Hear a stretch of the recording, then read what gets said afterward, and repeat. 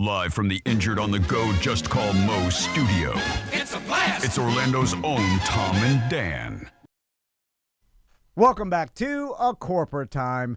Now, before we start with our guest, our guest is going to be at the Just Call Mo Comedy Jam, justcallmo.com, or you can go to justcallmocomedyjam.com, and it's all for a great cause, Yellow Brick Road Foundation. It's going to be a great night. Daniel and I are going to be out there, a bunch of real radio people. And helping, all to help out children and families that suffer congenital heart defects. The Yellow Brick Road Foundation, YBRF.org, has been in the business, or it's not a business, it's a charity actually, but they've been doing it for a very long time. And we've been working with them since, God, I want to say more than a decade. They are a Gold Star charity. They are a Gold Star charity. They are. Yeah. Gold Star. Yeah. Over a decade. Tom's been handing Gold Stars out to everything, and because he thinks it sounds fancy. And you know what? It does. It's been working. It does. The listeners write me, and they'll be like, "Hey, what's this Gold Star thing? Yeah, what's that about? Is it good? Let me get on. Yeah. It's so easy to manipulate. You're going to have to start going to Platinum Star. Yeah, no, that's the next level. I'm going to have to cut that out. I'm going to have to cut that out of the show. That's a little better than gold, what are you doing, Ricky? Which I don't even understand precious metals. So I'm like, why is that better than gold? I have no idea. And then you get to a decade and it's 10. Yeah. I could buy that at Publix. But before we start with Ricky, I will say that I was thinking about this last night, and Daniel and I were talking about it this morning. Daniel and I are completely independent. Yeah. And we're an independent media. So what that means is we are not beholden by any media corporation or any corporation at all. We do not get paid by any media corporation. No. Me and Daniel People think that, but we don't. We make our own living. We do. We handle our own sponsors. We Are have we our own beholden to each subscribers. other? We're beholden to each other. Yeah, We're partners in this corporation that we started over a decade ago, but we are a small business, and we are not owned by anybody, which allows us to do whatever the hell we want. So I say come and get us. There's no coming to get us. You can't do it. We're just there. Yeah. We're here. And as long as you guys that listen to us support us, then we will continue to be here, and there's no other person that can stop us at all. Ain't no stopping us now. No, I like that. Well 100%. said. Well said. Yeah, if they want to go after a Gold Star Small Business podcast. Yeah. Ricky knows. Yeah. Like, why would they target the Gold Star, or dare I say the Platinum Star podcast? But and just, to be clear, when you work for someone, they can fire you for whatever the reason they want to. Yeah. And that's the honest truth. But now, because of the internet, we have that freedom to broadcast, and you get our voice out. Yeah, when I worked at Clear Channel, there were times when I was brought in and told that I could be fired for things I'd done. And they weren't like things that were against the law. It was just things that they didn't like. No, I've talked to dealers where they're like, I got no power. Like, of course, you are an employee. That's how it works. It's a dictatorship when you work for a company. They are the dictator of your job. You're part of their idea. And Daniel and I do not work for a company. No, we do not. Sometimes we don't mention Greatest that. thing we ever did, man. Holy smokes. And we haven't worked for a company in over a decade. Gold Star. Yeah. We are Gold Star small business. Yeah, it's tough, but we're Gold Star. It's real tough. Man, I'm pulling my Gold Stars out. Sometimes I wish I worked for a company, Ricky. I wish I had so no much power, easier. Ricky. Yeah. It's hard to do it by yourselves. Well, y'all are doing the American dream, but people don't know that it's hard to do it's so chase hard. the American Sometimes dream. it's not a dream. It's a nightmare. Yesterday it was a nightmare. We had some problems yesterday. Yeah. We were mad. Well, yeah, we constantly have to keep our own employment, which is about make enough money to pay our employees and ourselves, and that's hard. It's a tread water scenario. And we have to think about it every time we go home. We have to think about it when we're not working, and that's the curse of owning your own business. But the advantage is nobody can fire us. And sometimes I have to say that out loud to remind everybody, Ricky knows, if you want to support us. You're a comedian. Well, that's your own business. You do. A lot of our comedian buddies have been doing this for a very long time, and they pretty much they go wherever they want. Do whatever they want in a lot of ways, say whatever they want. My friend that owns the comedy club in Tampa, I go, yo, is it just a lot of paperwork? He goes, bro, it's like they're trying to make me quit. And so Ricky Reyes is here. How you doing, Ricky? I am doing well. Good to see you, man. Yeah, man. I've heard about you guys forever. We've heard about you forever, and never. It's funny too because like you would think that in a relatively small town, you would think that we would cross paths at some point, and we know a lot of local comedians and national touring comedians, but then, like, in doing this and being dads, like, we don't get out much, you know? It's like, when are we gonna, like, it was like, it's a wonder. The only reason we got you in here is probably because we're part of this event, you know what I mean? It's like, it's kind of a yeah, because I've known Ross McCoy for like 10 years or more. Yeah, how long have you been doing comedy and just in general? Like, you know, when did you start? Since 2000. All right. Okay, so that's a long time, man. Yeah, I mean, you know, good Lord, 25 years. Coming up on a quarter. Although we're at the age now, and you'll understand this, Ricky, is that when you say since 2000, my immediate split-second thought is that's not that long ago, which is a real bad because that's 25 years ago. I did that. I was like, man, he's a child. Like 2000s, for whatever reason, don't register as that long ago, but it's like, 25 years ago. It's about to be 26. It's crazy. No, I got a buddy at work. He's always asking the young kids. He goes, you know, he'll say a quote from a movie and then goes, "You never seen that?" And it's like Ghostbusters '84. You know, I'm like, they weren't born. Like, yeah. No, it's weird, your perception of time. And we now mix with the youth way more than we did. Like, what does that mean? Okay, so I'll explain. I get it. Yeah, because pedophilia. No, like like when we were kids back in the 80s and 90s, like our parents were never even exposed at all to anything we were into. Oh yeah, they just shut my room door, and NWA stays in there, and then they go play Uno with their friends. But because now our generation, we all have social media, and we're all intermingling with the youth at the same time. Like, we're constantly being exposed to what they're into. So we are closer now than at least to being exposed to everybody's stuff. Do you think that's because their social media is wide open, ours is wide open, so some of that's going to spill into our algorithm? Is that what you think? Yeah, well, the algorithm does kind of get us in our own bubbles, which we like. Because see, like, I'm a weirdo, and then this is going to be my counterpoint to, like, kids now, like, not knowing a lot of, like, older stuff, like you mentioned Ghostbusters '84. It's like,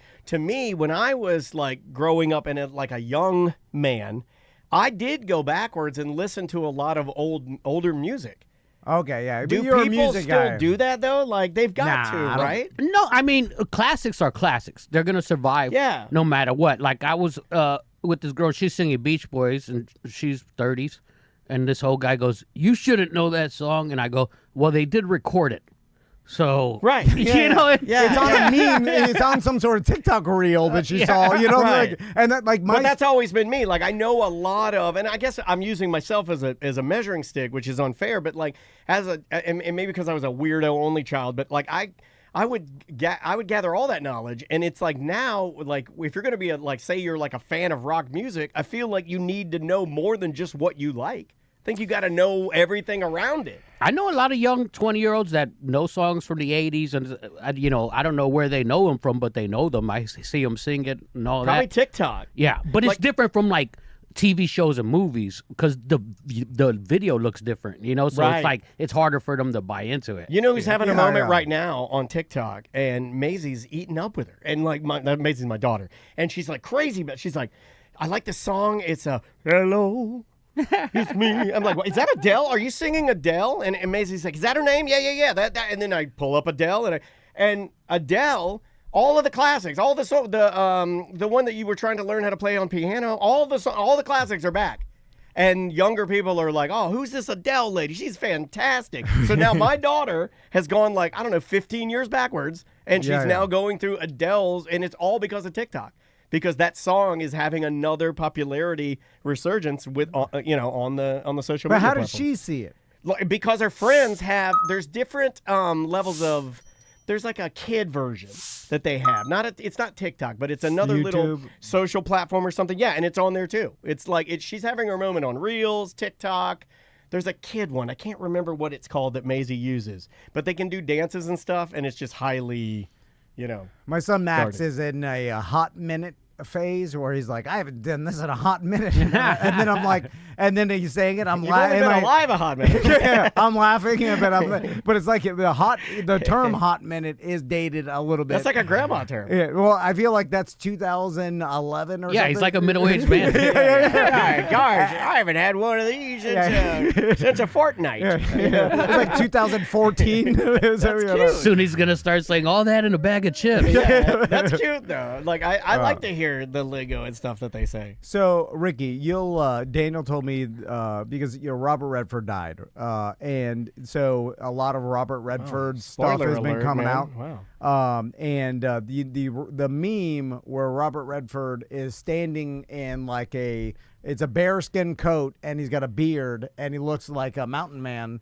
and they've used it in a lot of different memes. Oh, really? Like yeah. Like, and you'll know. We'll put it up on. I'm gonna try to put this up here on Twitch for everybody to see, but everybody will recognize it. And it's funny because Daniel thought, and a lot of people thought it was Zach Galifianakis. For a year, like they didn't know it was Robert Redford. I thought it was Zach Galifianakis. I can't even pull it up, but you can see it right here behind me. It's not working on the main computer, but it's this meme right here, right over my shoulder, and it's basically what appears to be. I thought it was from like a Tim and Eric sketch, or I thought maybe it was. It's from, or from like Zach Galifianakis has done a lot of stuff with Tim and Eric, and he's done a lot of he wears a lot of wigs and done a lot of weird stuff, and I thought it was one of his sketches. It is not. Yeah, it's from the movie Grizzly Man, which is where we got the nickname to my buddy the Grizz. Yeah, from, and it's just some old '70s movie about a man that lived in the wilderness and like off the grid and like I forgot what the hell he hunted grizzlies. It's Robert Redford from the 1972 film. The film was Jeremiah Johnson. Oh, Jeremiah Johnson. I was gonna say I don't remember a Grizzly Man. I've seen so many of his. It was Jeremiah Johnson yes, was the name of the movie, who takes. It was about a man who takes to the woods, a la Henry David Thoreau on Walden Pond. But his nickname, what was Jeremiah Johnson's nickname? I think it was the Grizz. I'll have to look that up. Okay, yeah. Ask ChatGPT what Jeremiah. Yeah, I think Grizzly Man was a documentary. Yeah. That was the guy who got eaten by the oh grizzly my God. bear. Yeah. Which is what to get eaten by the thing you love the most, which is a rough way to go. Well, he got away with it for a long time. Yeah. And then he stayed past his welcome, Yeah, he pushed his limits. He thought the bear, he forgot that they were wild animals that will kill you, no problem. It's like your dogs will eat you once you die. I don't think you're going to like what ChatGPT said, or at least Google AI. It says Jeremiah Johnson's nickname was Liver Eating Johnson.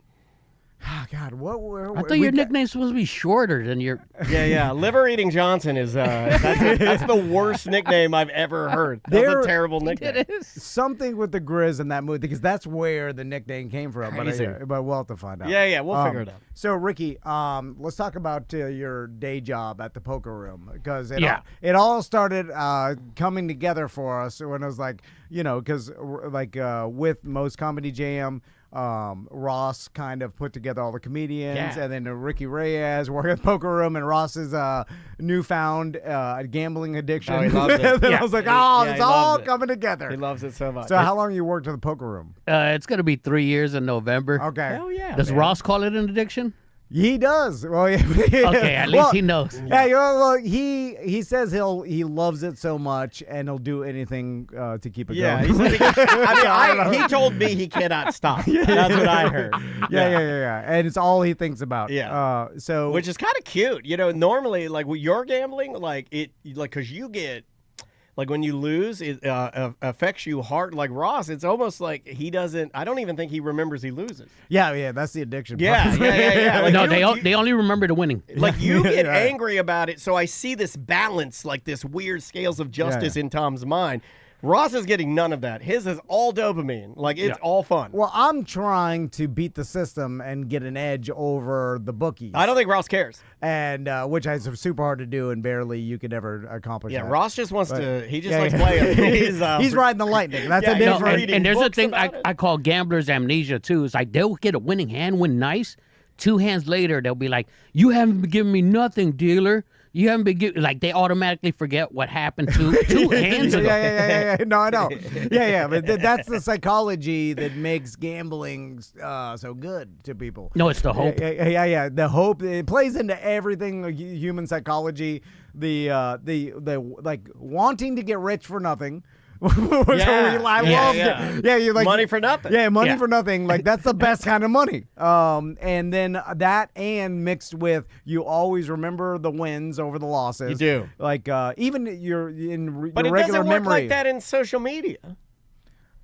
I don't understand that. You always remember the wins, not the losses. That is so true. I can remember almost every time I've won on a cruise ship. I can remember pulling $100. Remember when I pulled the $100 out of the claw machine? Yeah. I can remember all of that. But you get on social media, one person says one bad thing to me, and I'll remember that all day.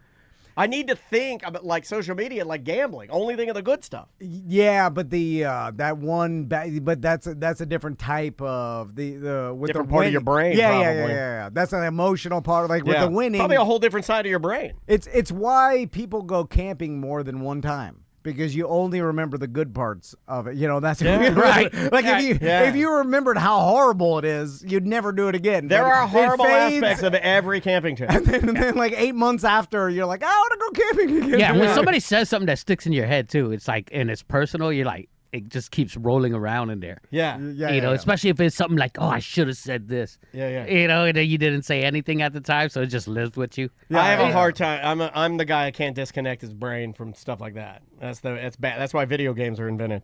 So when you're dealing at the table, how much superstition do you have to look at as well? Like the luck part of it, where people have their rabbit's feet and tchotchkes and the treasure troll. It's mostly like how they do with the chips. There's people who have to put their chips off facing a certain way on the betting spots. Yeah. And then there's a thing called when they open up the cards, some people open it real slow, like it's gonna change. If they squeeze it, they like squeeze it, just to see if that last card gets them on it. You're gonna I'm gonna drip the magic on it. I wish I had that magic. That's more fun. I'm not superstitious at all.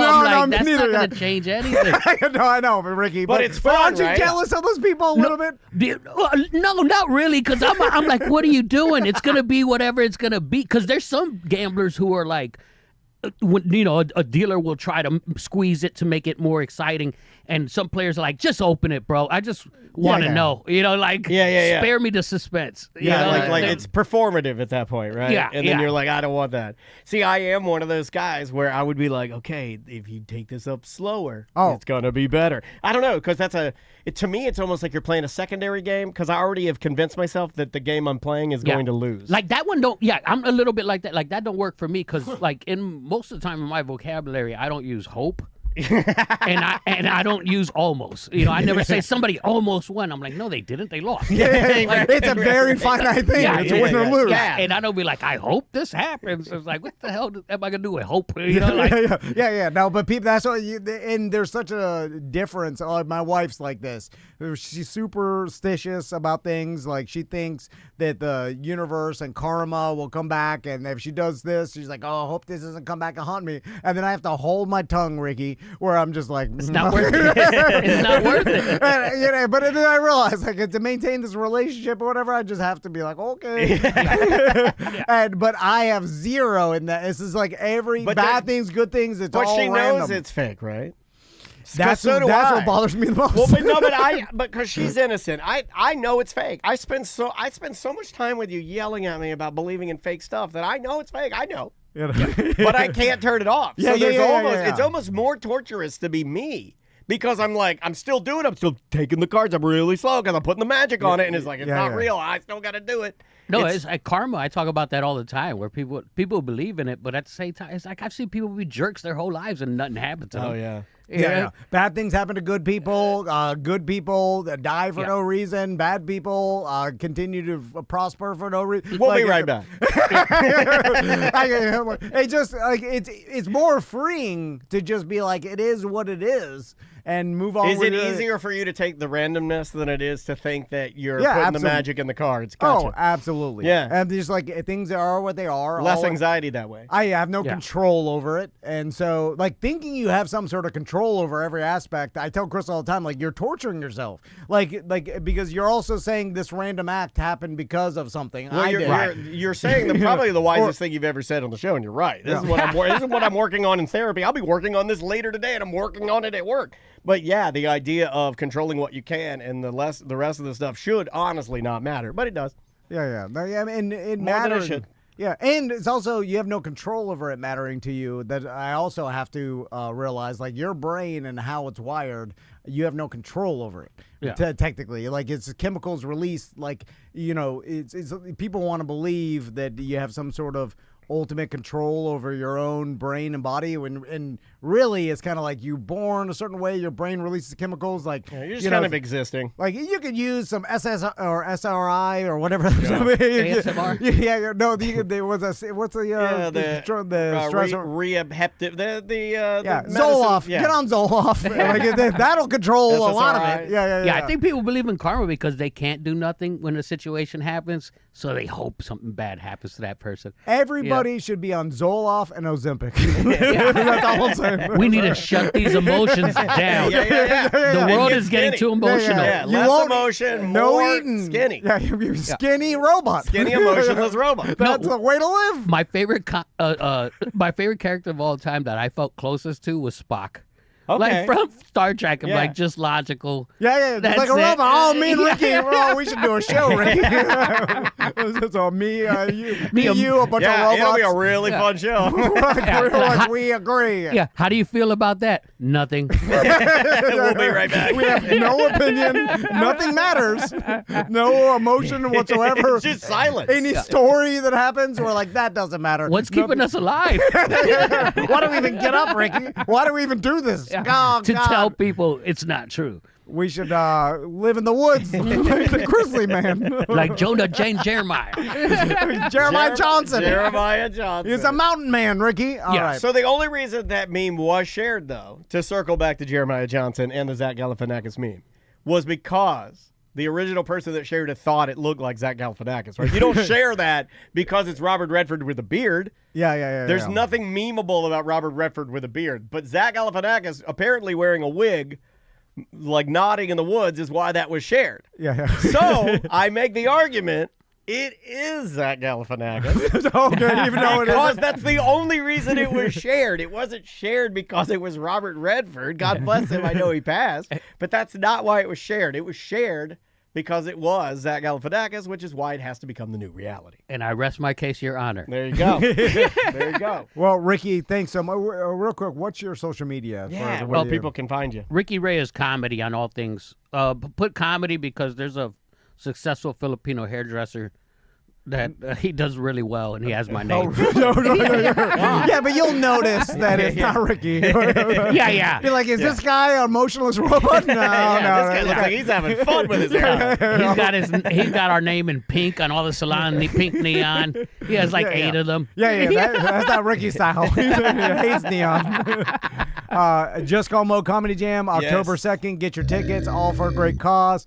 Thank you to Mo DeWitt, of course, for putting this event on, and we'll see you tomorrow. Thanks for doing that, man.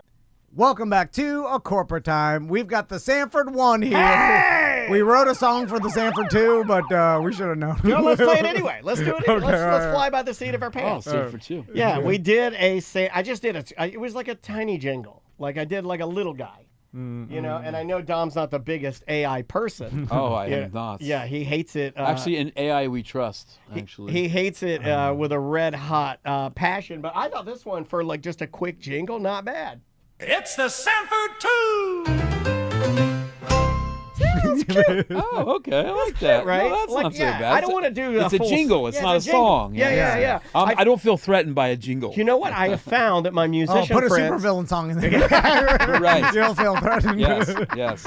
Put Drinking Tonight in there. You know, we did. I have to tell you this story because I almost sent it to you. I took Rudyard Kipling's Boots. It's a poem, famous poem that was used in. What is it? 28 Days Later, in the newest 28 years later in the newest movie trailer for that. And I took that poem. There's a famous one that's used in the trailer, and I took that exact poem and that exact MP3, and I put it in, and I made a reggae song. And it's one of the best reggae songs. Like it sounds like legitimately like a good, It's got like the vocalization of the guy singing it like sounds like a true Jamaican person from the island. So much so that people got fooled on our own BDM page, and they're like, "Hey, where can you find that song?" They're like, "Where's the song at?" And I'm like, "Oh." If you don't think that's already happening like a million times, No. It is. It's sad. It's all garbage though, and I think humans will rise. I really am positive about it because. Like there's this guy that Have you seen Terminator?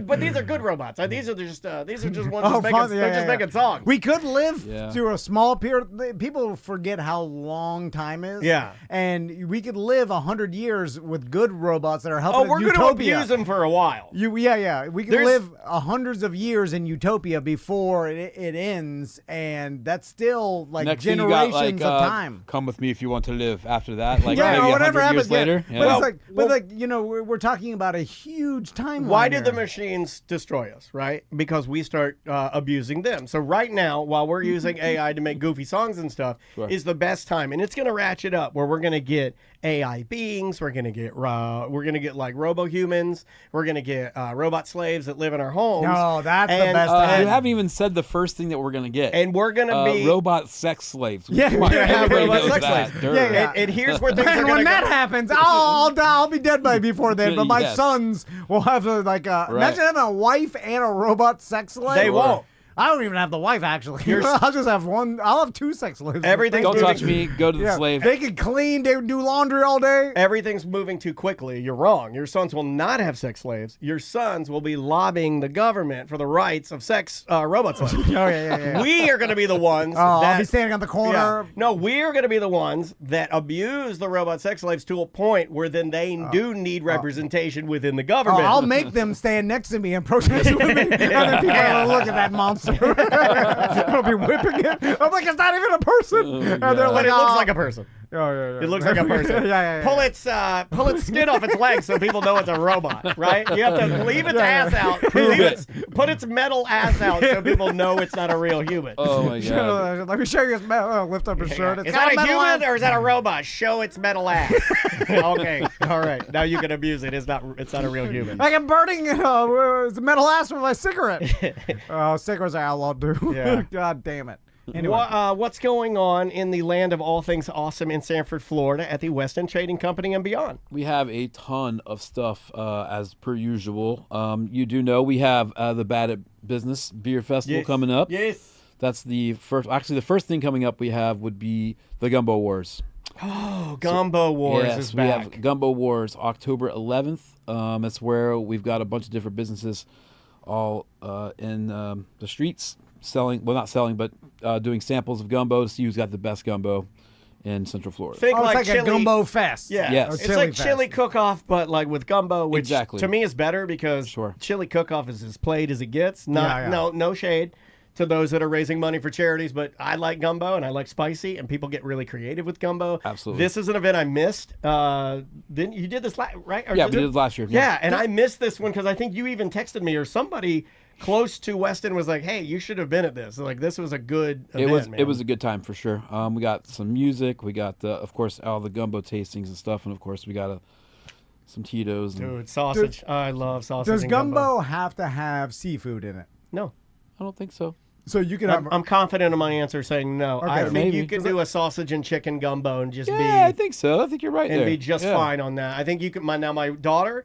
Recently, it's like her. But is that like vegetarian chili? And people are going to be like, "Where's the shrimp?" You gotta have shrimp. I do think, and I'm allergic. You had to have a shrimp. I'm allergic, and I love shrimp. It's my favorite food. And at the age of 33, I got an adult onset shrimp allergy. Really? Now it may have changed because I've been sneaking them, and I'm not getting the same itching. I used to get itchy on my chest where my tattoo is. Like really, I break out in hives. Probably the amount of it, maybe. Maybe. So now I've been sneaking shrimp, and high quality shrimp don't do it for me. So it always surprises me that people know that they're allergic to something, yet they still try to consume it. I got tested, and then Scart is all about. He's like, "Oh, I had the sausage the other day." He knows he's not supposed to have. Yeah, he's not supposed to have meat, right? He's not supposed to have any kind of mammalian products, and apparently this alpha gal thing is like getting bigger and bigger, and more people are finding out that they have it, and they're not understanding. I've poisoned myself with booze for 25 years, and that's not stopped me. Yeah, you're not wrong. I have felt like garbage a lot of mornings, sometimes, like the worst I've ever felt, and that's not stopped me. Ooh, but gumbo to me sounds like a really good, and I don't think I've ever even put this 2 and 2 together, but like gumbo to me on a hangover sounds pretty good. Like a nice warm bowl over some rice You still drinking these days? Not once much. in a while. What about you? We've cut back. Yeah? Look, weekends, know, and maybe a couple. Saturday has become my drinking day, but it's starting to. I've been working on my price. garage and making it nice, and I did realize that that's going to be a problem because one day last weekend or 2 weekends ago when I first hung up my American flag, I bought an $80 Elizabeth Ross I bought an American-made American flag, $80 flag. I'm very proud of it, and I hung it up and I put all my posters in. I'm making an old grandpa garage with like a bunch of grandpa stuff hanging in it. Yeah. And but the beers are flowing. Yeah. When you're in there and you have a cool garage and you have a TV, I had college football on. Yeah. I think I drank 12 beers fast on a Saturday. I have the same thing going, except for it's being on stage when someone hands you a ice cold bottle of Jägermeister. Yeah. Then I just can't help myself, and I gotta have a little swig of it. You know? But you haven't been drinking for a minute, right? Or did you? Yeah, I just don't. Nice. If I'm on stage and the time is right and I'm a little thirsty and the boys are like, here's the ice is sticking to the bottle. It's so cold. You're like, I like the flavor of it too, and I get teased for that, and I'm glad you do too. I get teased for liking the flavor of Jaeger. I can't help it. For a hot minute, the Jaeger bomb. I thought was like one of the most delicious treats you could ever have. With ice and Red Bull, and you know what's even better is Jaeger bomb. Instead of using the Red Bull, you use cream soda, bro. That sounds real. That's when you know you really like Jaeger. Yeah. Forget about But it. let's be honest, we just like the alcohol part of it, the way it feels. I mean, I do. Kills like your anxiety. That's the best part of it. It's like I feel like I'll do anything. Someone said, "Why is Jaeger cold thick?" And yes, it absolutely. The colder it is, the thicker it gets. Bruh, it's so good. It's viscous, Like it tastes like medicine, though. We do call it oil. That's what we refer to it as oil. Past the oil. Has there ever been one of those like after dinner drinks that you guys? I mean, like for a hot minute, it was Jaeger. Yeah. And then it was Ruppelmints. No. And then if you're an old guy like me, you remember, and it had a really cool bottle. There was a bottle called Aftershock. Oh, yeah. If you're an old guy. I mean, if you're an old guy because you were drinking it when you were young. Well, I mean, like, I'm 49, yes, right? So 49, like, I feel like I'm perfect age for Aftershock. Sure. Then there was Hypnotic. That was one. What about Fireball? You got that Fireball. as well? That's a newer one. Sure. What was the one that Ruppelmints? Rumpelmans is the grossest thing on the planet. Did we hit? What about Fernet? That's the nastiest of the nasty. Malort. Malort. Oh yeah. What's the spicy ones? Goldschlager. Goldschlager. That was probably one of the first. That's one of the first boozes you drink. So the two big boys on the block are Jägermeister and Goldschlager, right? Those are the big boys. Yeah, I think so. Yeah. And Goldschlager, I feel like, gets the novelty for being flashier because of the gold, and Jaeger gets the novelty for being harsher because it's like deer blood. There you go, SoCo. I don't know why anyone ever drank SoCo, but for some reason when we were kids, it was everywhere, right? Like Southern Comfort. Yeah. All day. Yeah. Well, I mean, my dad had it because... I think because it said Southern, and we're from Florida, so he can drink it in the woods, and the principal thinks it's okay. Never thought of Florida as being Southern. I always thought the other states above us were the Southern states, and Florida was just like some tropical island. Did not grow up in St. Cloud. No. That is as Southern as But it I did gets. grow up in DeLand, which is... similar, but not St. Cloud. Yes. I grew up in North Cuba. See, tropical, doesn't it? I'm not going to say which authority figure told me, but one time we got in trouble for drinking in school. We were drinking on a school field trip. And I'm not going to say who told me this, but he said, "Boy, don't you know drinking's for out in the woods. It ain't for school field trips. You're supposed to do that out in the woods with your buddies." Wow. Okay. So wait, it's cool, but it's not cool? Like, well, I don't know. Your hillbilly is showing, sir. I like it. Yeah. It was pretty wild. I remember, did you ever go to school drunk, Daniel? I went to Real Radio drunk and did a lot of gave away Fat Boy Slim tickets I didn't even have. No, I never went to school drunk. I wasn't drinking when I was in school. I don't think I did either, but I went to school high all the time. Okay, same thing. But I Never remember did that. Me and my buddy drank some MD 2020 in my truck before we went to school. One time we split a bottle, and then I went to school drunk. And what was it like? It's pretty cool. Yeah, I was going to say. It made it better. I bet going to school. Not that Way this better. is an ad for doing it, It but I made bet it better. Yeah. And I remember thinking, like, this makes everything better. like, I don't even mind being here now. Yeah, that Mad Dog 2020 was something too, wasn't it? Yeah. I mean, Yeah. if people don't know and you're secretly drunk, it does make things better. Yeah, yeah. I would do Mark Mero boot camps secretly drunk. I would do meetings. I would do meetings. I do a business meeting with like our biggest higher ups, and I'm coming from the wing house. I'm like, oh, I got mint. Yeah, You just stay quiet. You just stay quiet the whole time. You just sit there. Yeah. It used to be a thing, like you do business drunk. Like I don't think people do that anymore. Yeah, man. like everybody in the before you even had a business meeting, y'all share some drinks. Get like, out of here. Like, before like dignitaries would talk to each other, political officials, you'd open up the Globe, you get some booze out of it. You're like, It's unfortunate you can't record your inner monologue when things like that are happening. Yesterday, I was talking to somebody and I was like, inside I was like, I am so high right now. yeah, I do that all the time. I check out of conversations and I'm like floating around. Like, seriously, am I really here right now? For a hot minute, when Tom and I were starting this business, like we were so convinced that businessmen, when they started small businesses, did the majority of their business drunk, that we would spend a lot of our time. There was a bar over here called Caddyshanks. It's not there anymore. It's now Tactical Brewery. This is where business is done. Shout out to Tactical. Yeah, we used to go over there, and you'd be coming in from Real Radio, and I'd be like, meet me at Caddyshanks. I'll be at the bar. Yeah, no. I'll be like, I'm thinking of idea. I'm an idea man. And then I thought that when you and I started this business, that when we would go, like, let's say we had a client coming in, let's say Modern Plumbing wanted to meet with us. Yeah. I thought we would meet Modern Plumbing at, like, let's go to Houston. Yeah. We're going to go to Hillstone over here. We're going to meet, and we're going to get snockered, and we're going to seal the deal. Yeah. Yeah, I literally walked into Sushi and Soul yesterday, started talking to Al, and I was just like, I'm so high right now. Yeah, I don't know where I'm at. Yeah. I wonder if Al knows how stoned. No. He knows. Yeah. Do you think he does? I don't think people do. Well, I always think that sometimes- people do, but they do not. Sometimes you never can tell. Two highs can't tell. It's like me and Dom are talking to each I don't other. know if Al's the kind of stoner kind of guy. I don't know. He's a little frazzled for something. Can I like ask that, you, because you are in a reggae band? Sure. You do play songs that I think glorify the medicine from Jah. Sure. It's religious. Haile Selassie I. Yes, right by the beach. Buddy. Yeah. Are you still a flower guy, a vape guy, an Man, edible guy? I don't know what I am anymore, bro. Okay, let's talk about it. I am so across the board. Sometimes you feel like a nut, sometimes you don't. You know what I mean? Like, I literally, this morning, I smoked a little flower. Yesterday, I was like, I'm tired of smoking flower. I'm going to do dabs. And then I have a pen on me at all times, so I could always hit a pen. But pens are so strong, I feel uncomfortable sometimes when I hit pens. Sometimes I feel uncomfortable when I do dabs. Most of the time when I do flower, it doesn't do what I want it to do. Pens don't do it for me anymore.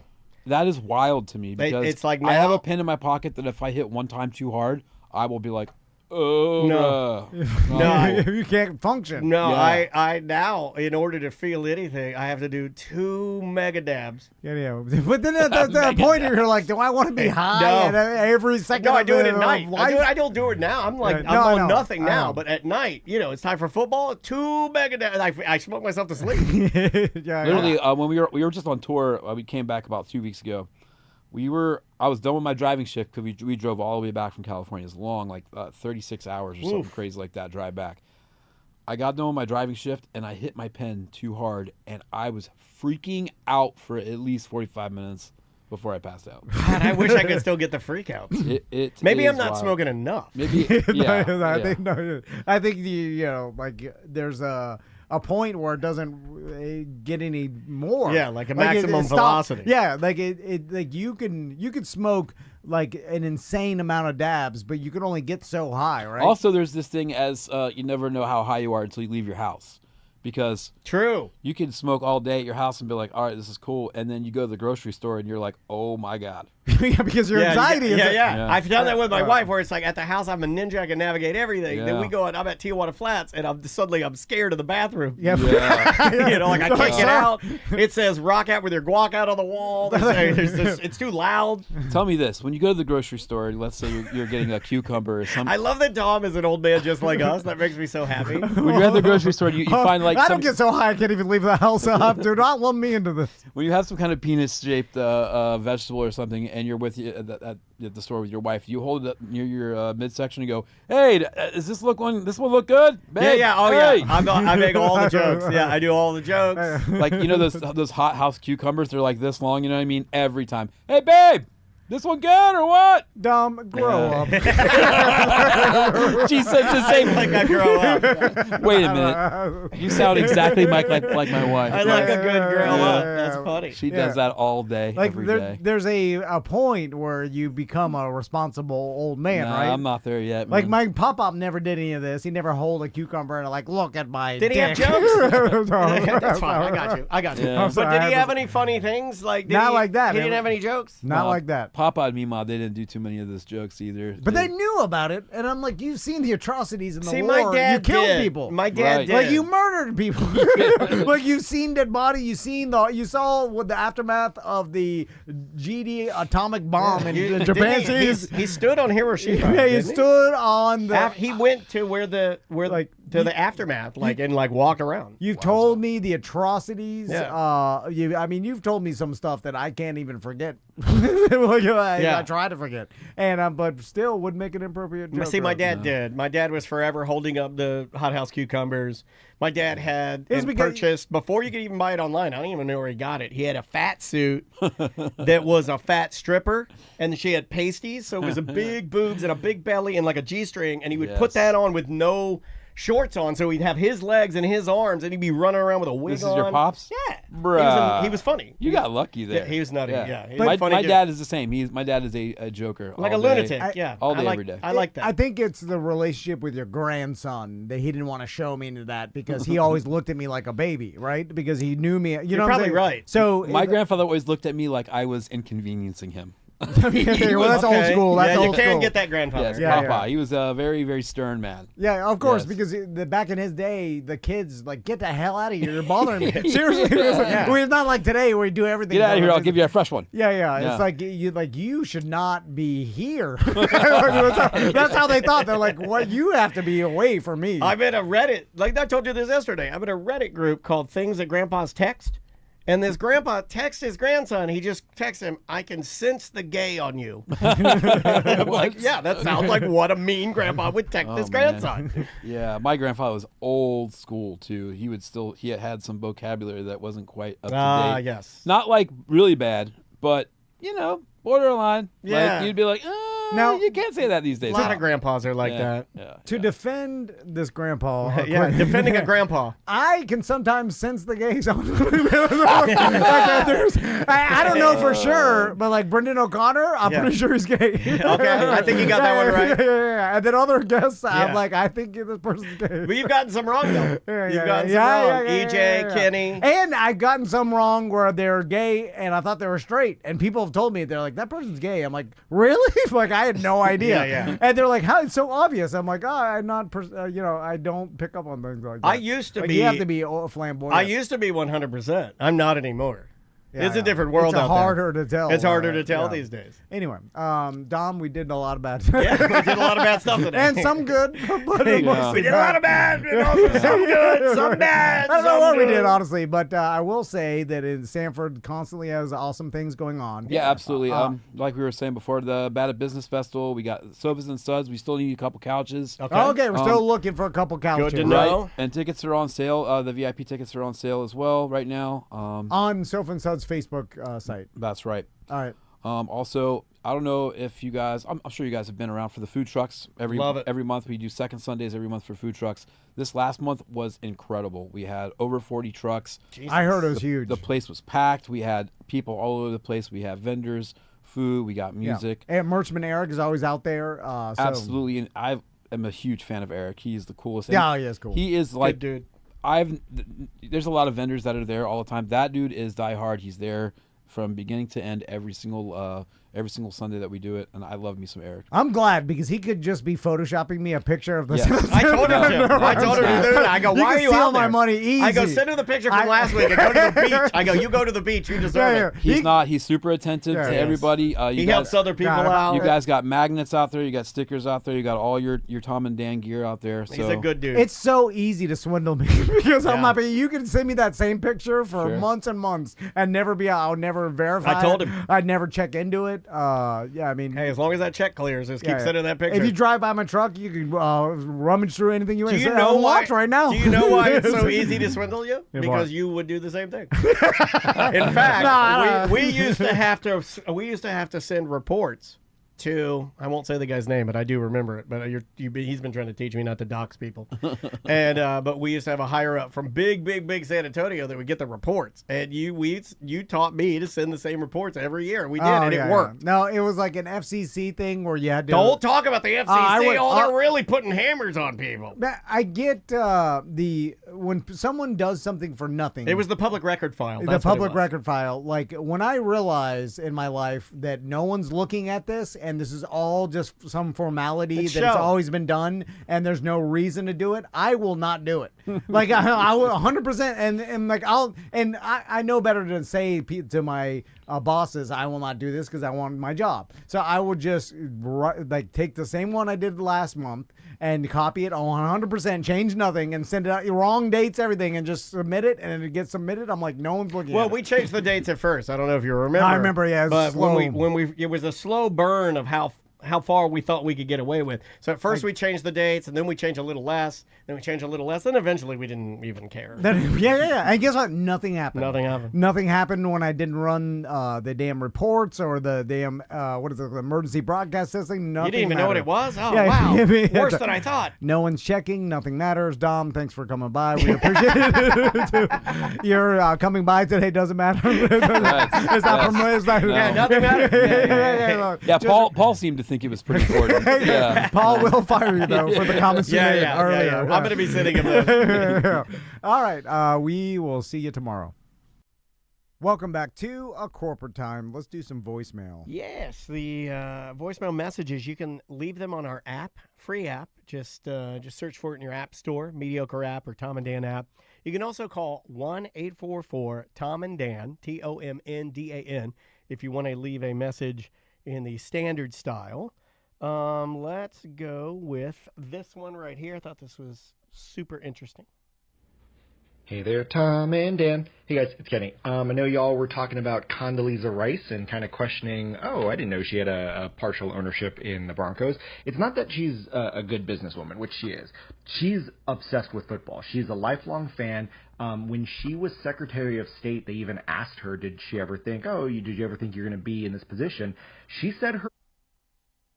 Uh-oh. What happened? Oh, yeah.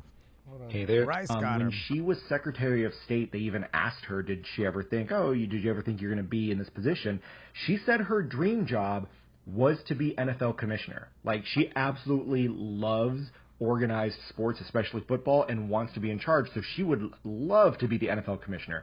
That's why when they did the college football playoff committee, she was on that committee. Like, she lobbied to try to get herself on it because, again, she just loves sports, especially football, to the highest degree. So, anyway, it was something really cool about her that I got to learn. All right, love you guys. Bye. There you go. Interesting. And I guess she had the coin to buy into the Denver Broncos because that's not cheap. I mean, I guess maybe they let her buy in for cheaper because she's kind of a celebrity. She's going to take it seriously and not screw around. That's a plus in their world, right? I guess, but again, those partial owners don't really do anything except for get luxury boxes and are essentially giving the owners liquid cash. And she was really only a bigger deal before. In politics, I don't even know when she I remember the George Bush era. Because I remember the Condoleezza Rice is Dave Chappelle saying that or something. Yeah. I mean, the whole her era was like the old what's his name blew his buddy's head off while he was pheasant hunting. Oh, yeah. No, he didn't. He just shot him in the face. He just peppered his cheeks. Yeah, peppered his cheeks. Whatever. But that's his era. Yeah. George Bush and what's his name? The quail hunting. Dick Cheney. Thank you, Ghost of Cheney, Manoople. Yeah, Dick Cheney and all of their like older conservatives, I think. Yeah. Imagine peppering your buddy's face with some birdshot. Oh man, that must hurt. I'd be very upset. Yeah, like, oh, man, yeah. Are you mad? Are you mad? I'm like, didn't we go over this in the meeting before we did this? Is that you cannot swing your gun around and shoot wildly low. It's got to be, above human head height, and you got to know where your buddies are at. I don't know. Yeah. Do you want to do any of the pukes a hazard, or do I need to hold on to those? We do need to hold on. We are going to put them all together. We have employees of ours sitting in stories. Well, I was gonna have. Are we talking about that? And I was gonna make her. She has to leave that in a voicemail format. Yeah, we have to leave it in a voicemail format. Well, are we going to do it like Shark Week, where we read the submissions, then we actually call the people that have the best stories and have them we haven't worked out the details yet. I think we should do it like Shark Week, like that, because it's always better than if we just read the emails. You're really good at organizing these, and you've done this for years, so I'll take your advice on this. I think that's a good idea. All right, we'll just find the best ones. If you have a Pukes of Hazard story, just email show@tomanddan.com or tom@tomanddan.com. Email us the synopsis of the story, and then in a couple weeks, we'll choose who the finalists are. We'll put you in the running. You're not a very violent person. No, and I'm not either. I mean, I probably have more of a temper than you, but I'm not violent. But let's see what this guy says. Hey guys, I'm hearing that Concrete Mike story about getting beat up, or maybe he was a kid or whatever. He just sounds like a tough old dude. But it reminds me of when I was sitting around drinking with my uncle and my dad, and we were all in the Army. My uncle and my dad were infantry. My uncle is like, we're violent individuals, so we'll just leave it at that. And he's like 50. I was like, hey man, when was the last time you were in a fight? He said, 6 months ago. And I was like, you had like a physical altercation, punch somebody in the face fight? And he's like, well, I didn't punch him in the face. This guy in the grocery store ran his cart into mine and had an attitude. So we had some words, and then I kicked his knee, and he went to the ground, and I had to call an ambulance and the cops and all this stuff. But it's a small town in Tennessee where he lives, and the cop knows him. And I guess he got away with beating up some old dude or breaking his knee or whatever. Anyway, my uncle was a 50. Old dude was like 65 or something. So I'm sure there's some separate law about beating up the old dude. But there's just violent men out there. Yeah, there are. Yes. You're too old to be fighting if you're in your 60s and 50s. I agree that there is violent men out there, and I've heard stories, especially in the past, about a lot more violence going on without repercussion. Although I'm skeptical nowadays, because even in small towns, like the body cam thing is even prevalent in small towns. Like, it's, I know the smaller you go, the less prevalent they are, but now with body cam and like someone, and then the chances of there being surveillance camera footage inside grocery stores are, even in small towns, are pretty big, right? It's like, and so there's just a lot more evidence where if the old guy's like, hey, this guy kicked me, and wanted to press charges, then there's tons of evidence where it's like, we have video of this, and the cops are. Normally the store gets involved. Like, normally you don't even have a, because of lawsuits. It doesn't even matter what you say. Yes, Like, it's on our property. Sorry, we're going to take it from here. Yeah, and then the store has to. I think that kind of happened to the thing that I talked about with Andrea and May. Remember that? Yeah. I think it's out of our control now, because it escalates because of the fear of lawsuits.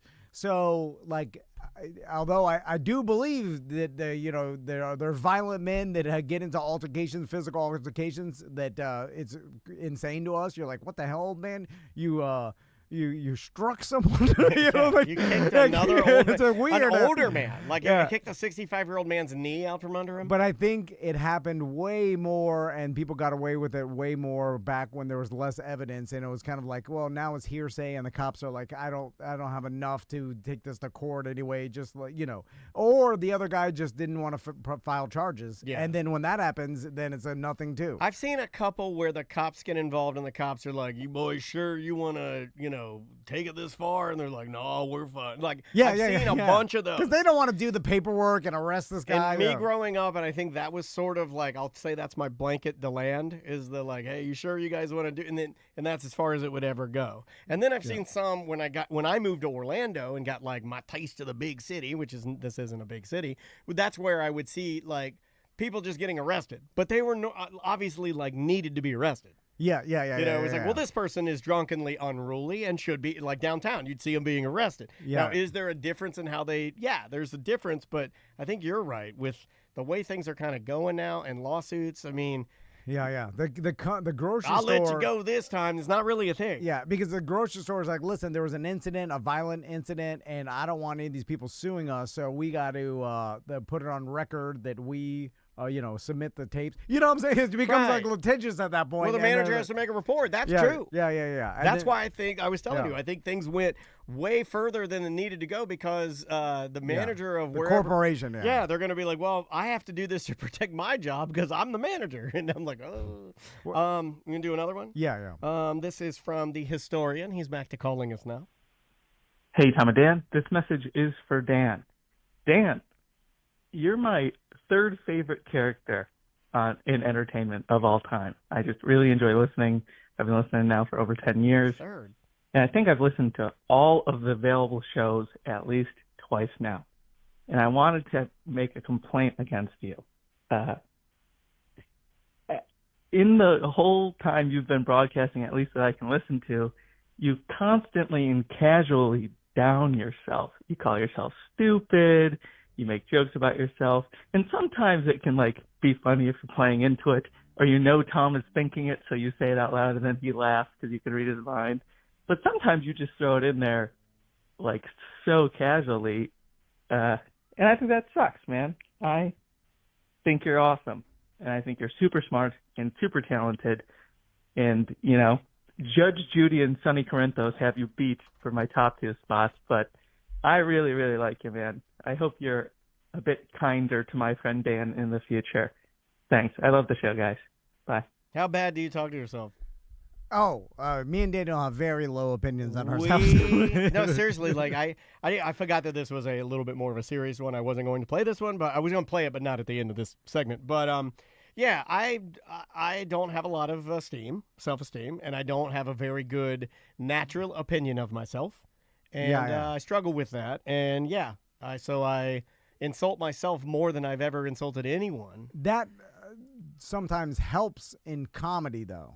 It can. Because you could be self-deprecating, and so if you think you're too good, it doesn't really help. It doesn't endear you to anybody, because I feel like more people have self-doubt and are self-deprecating than are confident and have good self-thought. Yeah. Right? It's like, I was telling Crystal hates this, but the only way I can continue to exercise or whatever, and even the small amount I do is not that big, but I have to punish myself so much if I miss it, or if I give myself an out, or I don't do it, that I have to be like, you lazy POS, you set this burn your penis. Burn your penis on the stove, you animal. And then I walk into the kitchen and I lay my penis on the stove and I burn it good. Crystal hates it that I He's in there burning his penis again on the stove, boys. But I'm like, you don't understand. I'm doing this for myself. I'm doing this so that I don't beat myself up. Is it working, do you think? Well, I'm continuing to try to exercise every day. Well, then it works. Yeah. But she's like, this is not a healthy way to do it. Well, I'm like, I don't know nothing. No, I'm working with that. My therapist right now wants me to ease back on the negative self-talk, and how I address myself in certain situations, or when you gotta punish yourself though. Well, I do. Trust me, you gotta whip your back. Whipping myself good. Yeah, that's the problem though. She's like, well, but you're wasting a lot of energy whipping yourself. You could be, doing maybe something a little more positive, not necessarily, flogging yourself for stuff you did. Well, that whipping working on stuff you need to do. That whipping gets you go forward, right? You gotta And there's a whole different conversation about me liking the feeling of the whip. That's a whole different conversation. Oh yeah. Give me the whip. Yeah. I want the whip. Yeah. Then it's Then it's punish me good. You're squashing it. All right, let's take a break. Okay, we'll be right back with more corporate time. All right, what's up?